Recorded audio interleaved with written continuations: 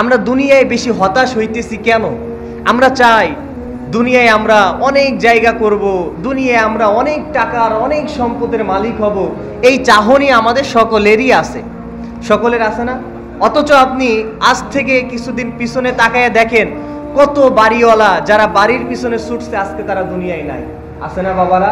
কত জমিওয়ালা জমির পিছনে ছুটছিল, এক হাত জমির জন্য কত কেসকাসালি করছিল, সেই জমিওয়ালা আজকে জমিনে আর নাই। কত গাড়িওয়ালা গাড়িকে গাড়ি কিনছে, কত গাড়ি রাস্তায় চলছে, সেই গাড়িওয়ালা আর জমিনে নাই। মানে আমরা সব কিছু করতে চাই, অনেক কিছু করব, কিন্তু এই করা পর্যন্ত পৌঁছাইতে পারি না। আর এই করাটা আমাদের সীমাবদ্ধ থাকে কোথায় জানেন? অস্থায়ী জীবনে, যেটার কোনো স্থায়িত্ব নাই। অস্থায়ী একটা সময়, যেটার কোনো স্থায়ী সময় নাই। এই অস্থায়ী সময়তে আমরা অনেক কিছু চাই, অনেক কিছু করতে চাই, অনেক কিছু পাবো, অনেক জমিন করব। এইখান থেকে আমাদের হতাশাগুলো ঢুকে যায়। আমার জমিন নাই, আরেকজনের জমি আছে। আমার একটা ভালো বাড়ি নাই, আরেকজনের বাড়ি আছে। আমার একটা ভালো পোশাক নাই, আরেকজনের পোশাক আছে।